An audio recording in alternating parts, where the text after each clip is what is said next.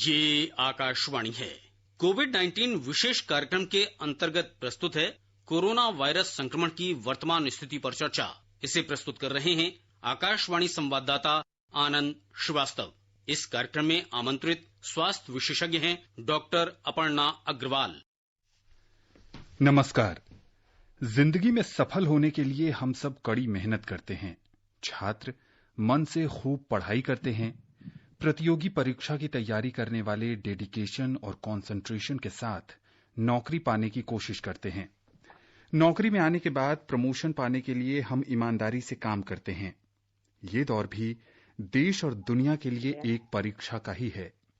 इस परीक्षा में पास होने के लिए हम सबको पूरे ध्यान से सरकार की ओर से बताई गई सावधानियों का पालन करना है। मेहनत और ईमानदारी से पढ़ाई करने वाला छात्र परीक्षा में हमेशा अच्छा करता है। ठीक ऐसे ही अगर हम सब ने इन सावधानियों का पालन किया तो हम भी कोरोना को मात देने में जरूर सफल होंगे। आप सतर्क रहें, जागरूक रहें, इसलिए आकाशवाणी पर हम लेकर आते हैं ये खास कार्यक्रम। आज के इस कार्यक्रम में हमारे साथ हैं वरिष्ठ स्वास्थ्य विशेषज्ञ डॉक्टर अपर्णा अग्रवाल। डॉक्टर अपर्णा, कार्यक्रम में स्वागत है आपका।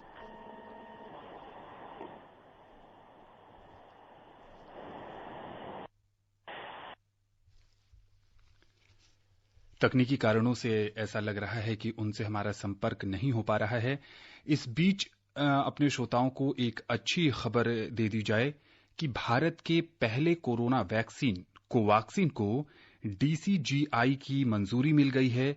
इसका जुलाई में मानव परीक्षण किया जाएगा। यूं तो दुनिया भर में कोरोना की वैक्सीन बनाने के लिए प्रयोगशालाओं में वैज्ञानिक, चिकित्सक लगे हुए हैं। भारत में भी कुछ समय पहले आईसीएमआर ने ये जानकारी दी थी कि 30 से अधिक जगहों पर वैक्सीन बनाने की कोशिश की जा रही है। ऐसे में ये पहली खबर आई है कि भारत में किसी वैक्सीन का ह्यूमन ट्रायल शुरू होने जा रहा है और ये ट्रायल जो है अगले महीने यानी जुलाई में शुरू होगा। और जैसा कि इस कार्यक्रम के माध्यम से हम आपको कई बार बता चुके हैं कि जो वैक्सीन का ट्रायल होता है वो 3 चरणों का होता है। सबसे पहला जो ट्रायल होता है वो चूहों पर किया जाता है, बंदरों पर किया जाता है। उसमें बहुत कम मरीजों को शामिल किया जाता है। दूसरे ट्रायल में चुनिंदा मरीजों को शामिल किया जाता है, जिसमें कोशिश की जाती है कि सभी उम्र के कुछ लोगों को शामिल किया जाए और ये देखा जाए कि उस बीमारी से लड़ने में इस वैक्सीन का क्या रोल है। साथ ही साथ इस वैक्सीन से शरीर के दूसरे अंगों पर कोई प्रतिकूल असर तो नहीं पड़ रहा है। जब ये दोनों ट्रायल पूरे हो जाते हैं और सफलतापूर्वक पूरे हो जाते हैं, तब तीसरे और अंतिम ट्रायल की बारी आती है और इसमें बड़ी तादाद पर मनुष्यों में परीक्षण किया जाता है और फिर देखा जाता है कि इस वैक्सीन का समाज में अलग अलग उम्र और अलग अलग लक्षणों वाले मरीजों पर क्या असर पड़ रहा है। इस बीच आज देश की राजधानी दिल्ली से एक खबर आई और मुख्यमंत्री अरविंद केजरीवाल ने बताया कि दिल्ली में प्लाज्मा बैंक बन रहा है। प्लाज्मा बैंक बनाने का मुख्य उद्देश्य यही है कि कोरोना मरीजों को प्लाज्मा थेरेपी देने में सहूलियत हो। कुछ समय पहले आईसीएमआर ने स्वीकृति दी थी कि प्लाज्मा पद्धति के जरिए मरीजों का इलाज किया जाएगा और हमने देखा कि दिल्ली के स्वास्थ्य मंत्री सत्येंद्र जैन की हालत बीच में बिगड़ी और उनको प्लाज्मा थेरेपी से ही आराम मिला। क्या है प्लाज्मा बैंक? इस कार्यक्रम में हम आपको बताएंगे। चलते हैं स्वास्थ्य विशेषज्ञ डॉक्टर अपर्णा अग्रवाल के पास। डॉक्टर अपर्णा, कार्यक्रम में स्वागत है आपका। धन्यवाद। इससे पहले कि हम परिचर्चा शुरू करें, हम अपने श्रोताओं को बताना चाहते हैं कि अगर वो भी इस कार्यक्रम से जुड़ना चाहते हैं तो वो हमें फोन कर सकते हैं। हमारा फोन नंबर है 011-2331-4444। हमारा टोल फ्री नंबर है 1800-115767। डॉक्टर अपर्णा, हम वही बात कर रहे थे अपने श्रोताओं के साथ कि दिल्ली सरकार ने प्लाज्मा बैंक बनाने की घोषणा की है। क्या है प्लाज्मा बैंक और अब तक जो प्लाज्मा पद्धति से कोरोना मरीजों का इलाज किया जा रहा है उसके क्या परिणाम आए हैं? ये प्लाज्मा थेरेपी ये होती है कि ब्लड से हम लोग प्लाज्मा अलग कर लेते हैं और फिर प्लाज्मा देते हैं। प्लाज्मा हम लोग पहले भी देते थे कुछ मरीजों को फॉर सम स्पेशल सिचुएशंस, और अभी ये पाया गया है कोविड में कि कोरोना वायरस से जो ग्रसित लोग हैं उनमें प्लाज्मा जो हम देते हैं उसके साथ एंटीबॉडीज देते हैं जो मरीज उससे ग्रसित होकर के ठीक हो गए हैं, उनमें एंटीबॉडीज प्रोड्यूस होती हैं। किसी भी इन्फेक्शन में जो बॉडी में जब हम उससे रिकवर करते हैं तो एंटीबॉडीज होती हैं, जब ग्रसित होते हैं तब भी होती हैं, जब रिकवर करते हैं तब भी होती हैं। 2 अलग अलग टाइप्स की एंटीबॉडीज होती हैं और जो रिकवरी के बाद होती हैं उसको हम प्रोटेक्टिव एंटीबॉडीज बोलते हैं।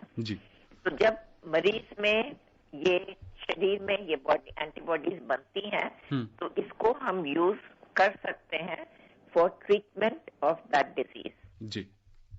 तो कोरोना वायरस में हमारे पास और अभी कोई डेफिनेट क्योर नहीं है और एंटीबॉडीज यूज करने से पाया गया है कि बहुत मरीजों में ये काफी हेल्प कर रहा है। तो सबने न्यूज सुनी होगी कि जो दिल्ली के हेल्थ मिनिस्टर हैं वो बड़े जल्दी रिकवर कर गई है देने से। तो ये प्लाज्मा थेरेपी हम लोग देते हैं जो कोरोना से ग्रसित मरीज जो मॉडरेटली सिवियर जिनमें इन्वॉल्वमेंट है, उसकी कैटेगरी हम लोग ने अलग अलग बनाई हुई है।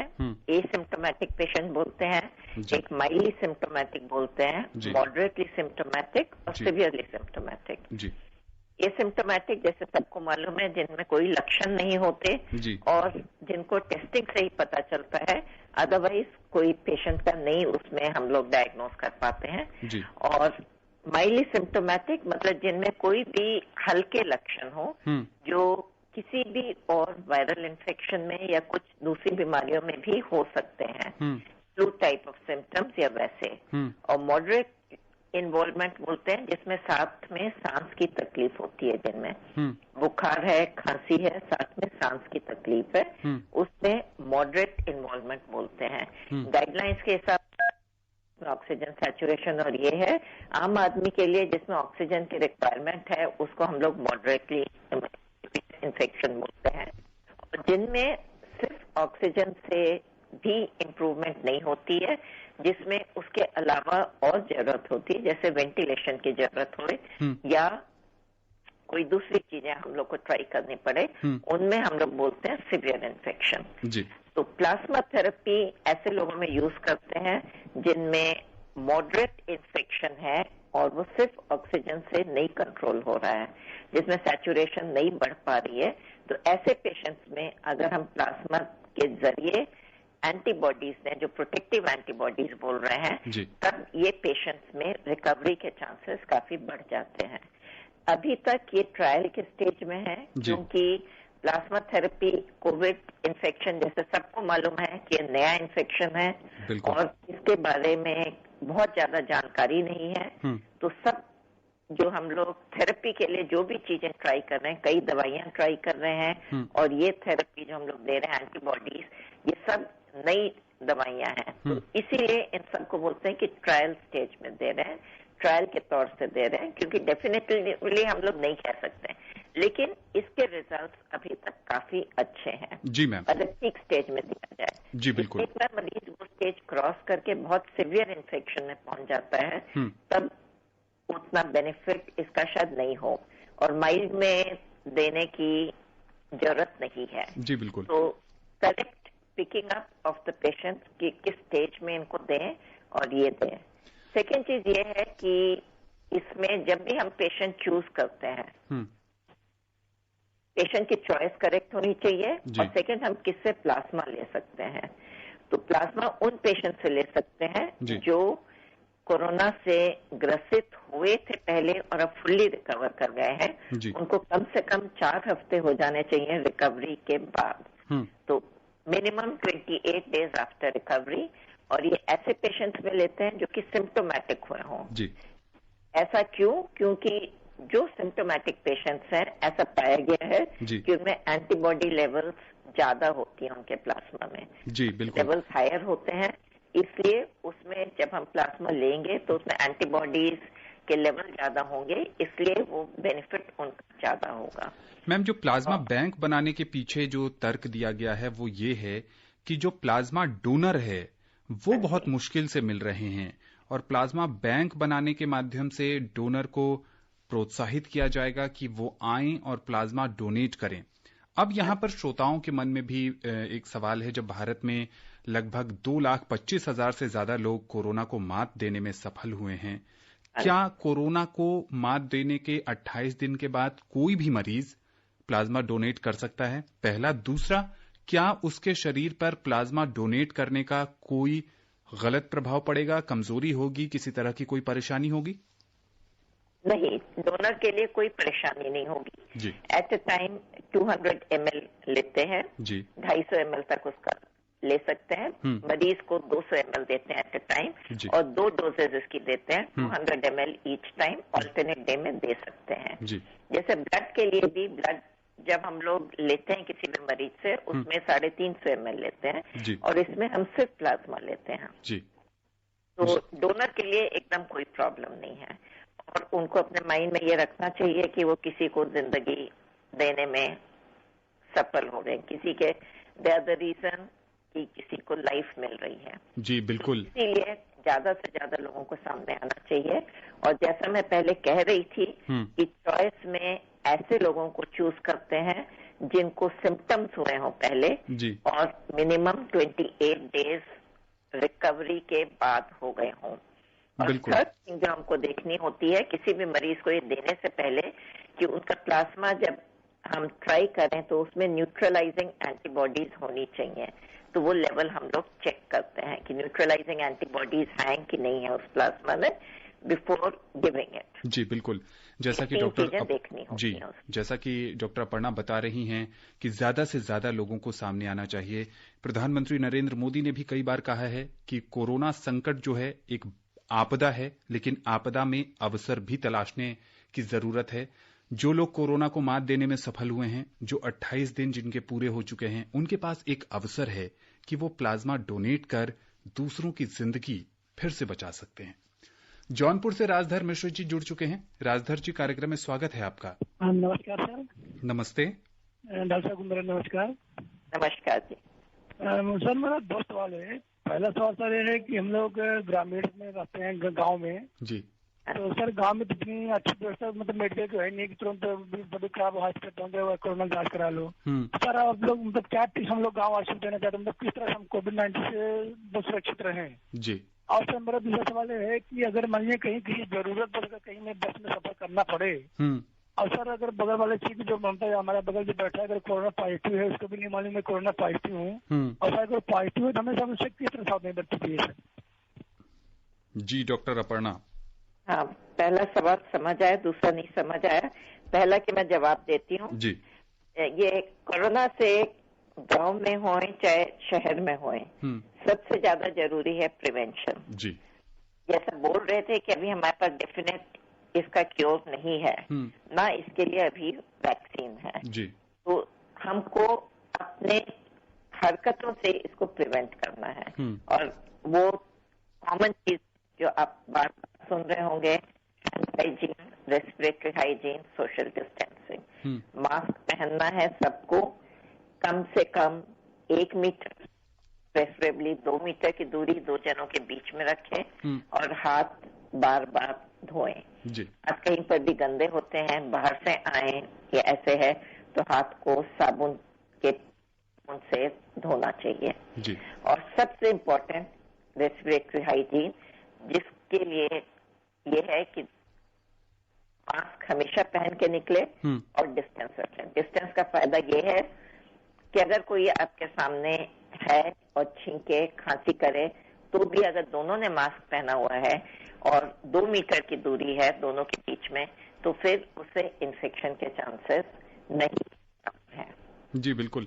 उनका दूसरा सवाल ये था डॉक्टर कि अगर ट्रैवल की जरूरत पड़ जाती है और उनके जो बगल की सीट पर जो व्यक्ति बैठा है अगर वो कोरोना पॉजिटिव है और उसे भी नहीं पता है, तो कैसे सावधानी बरती जाए? सावधानी वही सेम चीजें जो बोला है कि कहीं पर भी आप जाएं तो एक तो बिना मास्क के बाहर नहीं निकलना है, और सेकेंड डिस्टेंसिंग रखनी है। कोई भी 2 जने बाहर में जब भी ट्रैवल करें, तो मार्केट में जाएं, कहीं पर भी जाएं, ऑफिस में रहें, तो ट्राई ये करना चाहिए कि आइडियली 2 मीटर नहीं तो कम से कम 1 मीटर की दूरी बनी रखें और बिना मास्क के बाहर नहीं निकले। मध्य प्रदेश के नरसिंहपुर से राजेश जी हैं। राजेश जी, कार्यक्रम में स्वागत है आपका। जी, मैं सिंहपुर बड़ा से राजेश नेमा बोल रहा हूं और बहुत ही अच्छा कार्यक्रम चल रहा है। ये बहुत सारे श्रोता लाभान्वित भी हो रहे हैं। जी, शुक्रिया। मैं आकाशवाणी परिवार और उपस्थित डॉक्टर साहब को बहुत बहुत धन्यवाद देना चाहता हूं। जी, शुक्रिया। पूछिए, क्या जानना चाहते हैं? ये है कि जैसे अभी रेलगाड़ियां चालू होंगी, कुछ स्पेशल गाड़ियां तो चल रही हैं, तो जैसे छोटे बच्चों को सफर करना हो तो वो किस तरह से संक्रमण से बचें रेलगाड़ी में? जी डॉक्टर।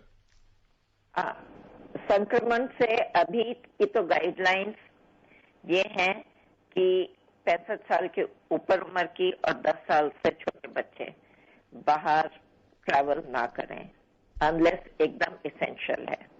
और जहां तक सेफ्टी का ये है तो प्रिकॉशन ही हमारा धर्म होना चाहिए और प्रिकॉशन के लिए मास्क, डिस्टेंसिंग और ये रेलगाड़ी में भी जब हम जाएं, रेलगाड़ी में रिलेटिवली इजियर है फ्लाइट के कंपैरिजन में कि आप डिस्टेंस मेंटेन कर सकते हैं थोड़ा, क्योंकि सीट में अगर एक कूपे में 6 जने भी अगर बैठे हैं तो ऊपर नीचे करके आप डिस्टेंस मेंटेन कर सकते हैं। फैमिली के लोग थोड़ा इकट्ठे भी हो सकते हैं, जो भी इनका आप परिचित नहीं है जी और जिनके बारे में आपको जानकारी नहीं है कि कोरोना से ग्रसित है नहीं है, उनसे डेफिनेटली ट्राई करके 2 मीटर का डिस्टेंस बनाइए। कोई ऊपर बैठे, कोई नीचे बैठे, ऐसे करके डिस्टेंस मेंटेन कर सकते हैं। मास्क बिल्कुल हमेशा लगा के रखना है, हाथ बार बार साफ करने हैं, आसपास की जगह करके रखनी है। इन चीजों का हमको ध्यान देना चाहिए और बेस्ट ये है कि अगर ट्रैवल एसेंशियल नहीं है तो हम अवॉइड करें। जी बिल्कुल। दिल्ली से ब्रह्मदत्त जी हैं। ब्रह्मदत्त जी, कार्यक्रम में स्वागत है आपका। हेलो जी सर जी, नमस्ते। नमस्ते। डॉक्टर साहब को प्रणाम। नमस्ते जी मैम, मैं ना मंगोलपुरी दिल्ली से बोल रहा हूँ। मैम, हम ये जानना चाहते हैं प्लाज्मा डोनेट करने की प्रक्रिया क्या है और कहाँ पे हमें पंजीकरण या रजिस्ट्रेशन कराना होगा मैम? एक तो पहला प्रश्न। दूसरा मैम, जो सेरोलॉजिकल सर्वे हमारी दिल्ली में चलाया जा रहा है उसका हम आम लोगों के लिए क्या फायदा होगा मैम? धन्यवाद। प्लाज्मा डोनेट करने के लिए दिल्ली गवर्नमेंट अभी प्लाज्मा बैंक बनाने जा रही है, तो प्लाज्मा बैंक में वो अनाउंस करेंगे कि नंबर्स क्या हैं। लेकिन आप किसी भी ब्लड बैंक में डोनेट कर सकते हैं। जहां पे भी कोविड पेशेंट्स ट्रीट हो रहे हैं वहां ब्लड बैंक में डोनेट कर सकते हैं। प्रतिक्रिया उसकी सेम है जैसे ब्लड डोनेट करते हैं, सेम सिस्टम से प्लाज्मा भी लेते हैं। वही चीजें करनी है और कोई उसमें तकलीफ वाली बात बिल्कुल नहीं है। और सेकेंड सवाल था आपका सेरोलॉजिकल सर्वे जो दिल्ली में हो रहा है। सेरोलॉजिकल सर्वे जो सर्वे के लिए कर रहे हैं, मतलब कि पॉपुलेशन में इन्फेक्शन कितना फैला हुआ है उसके लिए कर रहे हैं। उसमें हम लोग प्रोटेक्टिव एंटीबॉडीज देखते हैं। तो हम एंटीबॉडी टेस्ट करते हैं और प्रोटेक्टिव एंटीबॉडी, जिसको हम IgG एंटीबॉडीज बोलते हैं, वही एंटीबॉडीज हैं जो हमको प्लाज्मा थेरेपी में भी यूज करते हैं हम लोग। एक एंटीबॉडीज होती है जो जब इन्फेक्शन के समय में बनती है, जो IgM एंटीबॉडीज बोलते हैं वो, या एंटीजन, ये हम लोग डिटेक्ट करते हैं इन्फेक्शन के शुरू वाले पार्ट में, जो डायग्नोसिस के लिए यूज करते हैं। तो जो सेरोलॉजिकल सर्वे के लिए जो ब्लड ले रहे हैं उसमें हम प्रोटेक्टिव एंटीबॉडी लेवल टेस्ट करते हैं टू नो कि पॉपुलेशन में कितनी ये बीमारी फैली हुई है। उसका फायदा ये होगा कि हमको ये पता चल जाएगा कि हम लोग कहीं एसिम्प्टोमेटिक हमको इन्फेक्शन पहले हो तो नहीं गया है। तो ये पता करने के लिए सीरोलॉजिकल सर्वे है। और एंटीजन टेस्ट वो डायग्नोसिस के लिए है, वो भी पॉपुलेशन में जिसका रिजल्ट जल्दी मिल जाता है। पॉपुलेशन में अर्ली डायग्नोसिस के लिए है, तो उसमें एंटीजन टेस्ट यूज करते हैं ब्लड से। बहुत सारे लोग ये वो जो कंटेनमेंट जोन हैं उसमें यूज कर रहे हैं, जिसमें large number of people containment area के सब लोगों को टेस्ट हो जाता है और आधे घंटे में आपको रिपोर्ट भी साथ के साथ मिल जाती है। सबसे पहले दिल्ली सरकार की योजना थी कि घर घर ये सेरोलॉजिकल सर्वे होगा, लेकिन शुरुआती दौर में जो हॉटस्पॉट एरियाज हैं वहां पर इसको कंडक्ट किया जा रहा है। गुरुग्राम से मनिका जी हैं। मनिका जी, कार्यक्रम में स्वागत है आपका। आप हमें सुन पा रही हैं? हेलो जी, पूछे क्या जानना चाहती हैं? Good evening doctor. वर्कआउट के लिए साइकिलिंग करना चाहते हैं हम, बट जैसे WHO ने कहा है कि मास्क लगा के एक्सरसाइज नहीं करना, तो क्या एज अ वर्कआउट, रोड्स काफी वाइड हैं इवन दो हमारे यहाँ पे, क्या वो सेफ है साइकिल चलाना विदाउट मास्क? नहीं, अभी इंडियन गवर्नमेंट के हिसाब से आप अगर घर के बाहर निकले तो आपको मास्क बिल्कुल जरूरी है। अपने घर में अगर आपका एरिया ज्यादा है वहां पे आप कर सकते हैं डेफिनेटली साइकिलिंग विदाउट मास्क। घर के अंदर जहाँ कंपाउंड आपका ज्यादा है, गार्डन है आपके घर में या ऐसे कुछ। अगर आप पार्क में जा रहे हैं जी, और कोई नहीं है पार्क में, तब इट मे बी पॉसिबल कि आप कुछ देर के लिए कर लीजिए, लेकिन एज पर Indian guidelines as of now अगर आप घर के बाहर बिना मास्क के जाएं और किसी ने आपको पकड़ा तो फिर फाइन हो सकते हैं, उसकी पेनल्टी होगी। जी बिल्कुल। तो बिना मास्क के आप नहीं जा सकते। जी बिल्कुल। और जो ये जुर्माना है, इसको ऐसे नहीं देखना है कि सरकार आप पर पाबंदी लगा रही है। सरकार की कोशिश यही है कि आप जागरूक बनिए। आपको ये समझने की जरूरत है कि ये संकट इतना गहरा है कि एक आदमी की लापरवाही से कई लोग संक्रमित हो सकते हैं। इसलिए जैसा डॉक्टर अपर्णा बता रही हैं कि जो दिशा निर्देश हैं उसका पालन करना बेहद जरूरी है। मुरादाबाद से मसूद हुसैन जी हैं। मसूद जी, कार्यक्रम में स्वागत है आपका। मसूद जी, आप हमें सुन पा रहे हैं? जी हेलो जी, पूछिए क्या जानना चाहते हैं आप? जी नमस्कार सर। नमस्ते जी, मैं ये पूछना चाहता हूँ, जैसे कोरोना का संक्रमण का कोई व्यक्ति की मौत हो जाती है तो उसकी अंतिम विदाई के लिए हम लोग क्या कर सकते हैं? उसके पास कितना मतलब उसके जो संपर्क में जाने से जो मृत्यु हो जाती है, संपर्क में जाने से कुछ हमें कोई नुकसान या कोई, इसके बारे में आप बताएं, उसकी अंतिम विदाई कैसे करें हम? जी, डॉक्टर अपर्णा ये कह रहे हैं जो अंतिम संस्कार है, जो कोरोना से ग्रसित हुआ है उसकी जब डेथ होती है तो हॉस्पिटल में बॉडी तभी रिलीज होती है जब वो बॉडी को डिसइंफेक्ट कर देते हैं और एक बैग में उसको पूरी तरह से सील कर देते हैं और फिर दोबारा से उसको सैनिटाइज कर देते हैं। जी। उसके बाद भी गवर्नमेंट की गाइडलाइंस ये हैं कि आप बॉडी को घर में ना लेकर के जाएं टू प्रिवेंट उससे किसी और को इन्फेक्शन होने के लिए। तो हॉस्पिटल से स्ट्रेट या तो क्रिमेशन ग्राउंड में जाए, या अगर उस दिन नहीं जा सकते हैं या और कोई वजह है तो आप उसको मॉर्चरी में रख सकते हैं कुछ घंटे, 1-2 दिन जैसे जरूरत है अपने हिसाब से, और फिर उसको सीधे क्रिमेशन ग्राउंड लेकर के जाएं, घर में ना लेकर के जाएं। वो इसीलिए है। लेकिन हॉस्पिटल से जब वो बॉडी देते हैं उसको पूरी तरह से डिसइंफेक्ट करके और बॉडी बैग में पैक करके देते हैं और फिर आपको वो बॉडी बैग खोलना नहीं चाहिए। उससे आपको फिर संक्रमण के कोई चांसेस नहीं होंगे। अगर आप ये सारी प्रिकॉशंस जो गवर्नमेंट ने गाइडलाइंस बनाई हैं वो सब अगर फॉलो करेंगे तो उसमें फिर संक्रमण के कोई चांसेस नहीं है। जी बिल्कुल।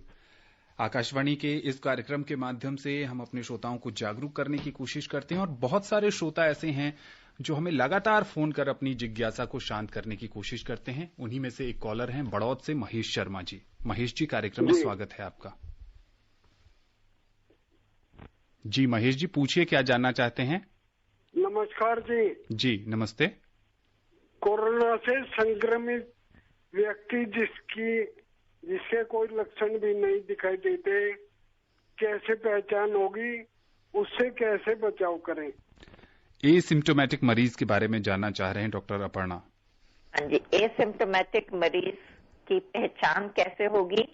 तो अगर तो वो मरीज हाई रिस्क कांटेक्ट है, जो कोरोना के कांटेक्ट में आया हो, जैसे family members of known disease, जो कोई ग्रसित है कोरोना से और उसके जितने भी फैमिली मेंबर्स हैं जो उनकी केयर कर रहे हैं, या साथ में रहने वाले हॉस्टल में रह रहा है, कहीं और रह रहा है तो साथ में रहने वाले हों, या आपके साथ ऑफिस में काफी क्लोजली कांटेक्ट में हुए, ऑफिस में, वर्क प्लेस में, ऐसे लोगों का टेस्ट होना चाहिए बिटवीन डे 5 एंड डे 10 जी। तो दैट इज आपको ये डायग्नोसिस के लिए जी बिल्कुल। सेकेंड, हम ये बोलते हैं, गवर्नमेंट की ये गाइडलाइंस है कि अगर एक कोरोना से ग्रसित है पेशेंट तो उसके जितने घर वाले हैं वो सब क्वारंटाइन में रहे जी 14 दिन के लिए। ये भी इसीलिए ताकि अगर उनको एसिम्प्टोमेटिक इन्फेक्शन है तो फिर वो दूसरों को ये ना फैलाएं जी। इसके बावजूद अगर आपका कांटेक्ट किसी ऐसे पर्सन से हो गया है और आपको इन्फेक्शन हो गई है, आपको या किसी और को जिसको कोई लक्षण नहीं है, तो ऐसे पता करना मुश्किल है अनलेस टेस्टिंग होए।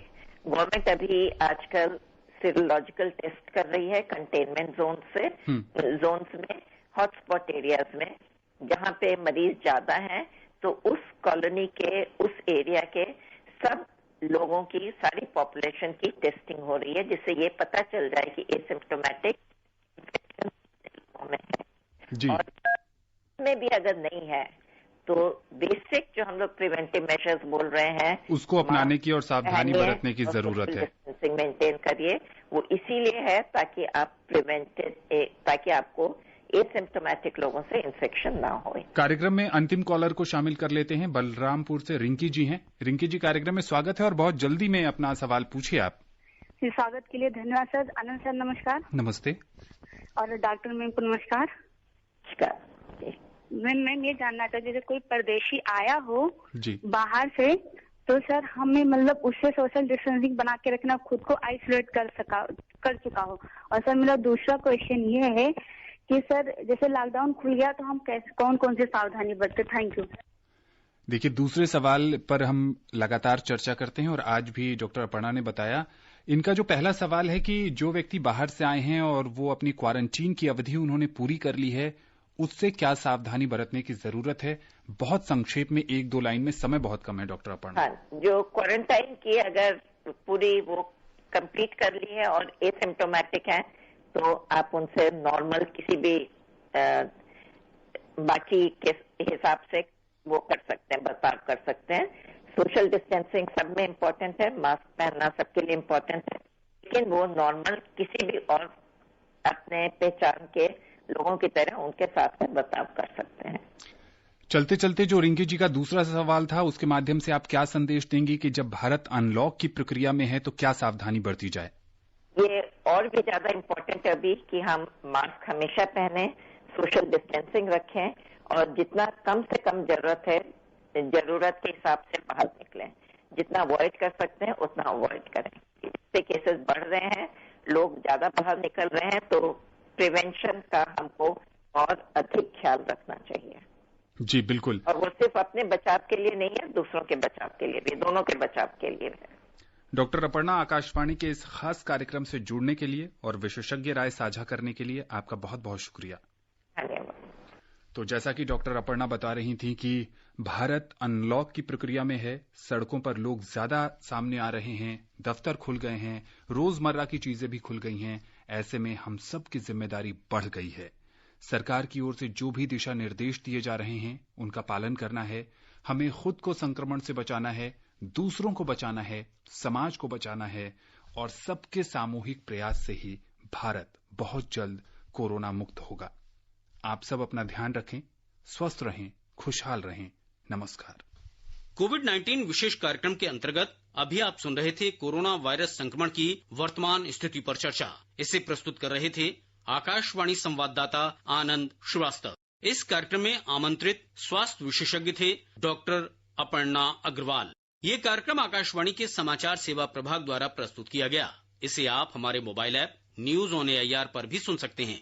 इस कार्यक्रम के संबंध में अपनी प्रतिक्रिया आप हमें ईमेल कर सकते हैं। पता है airnsdtalks@gmail.com। ये कार्यक्रम फिर से सुनने के लिए लॉग ऑन करें हमारी वेबसाइट newsonair.com।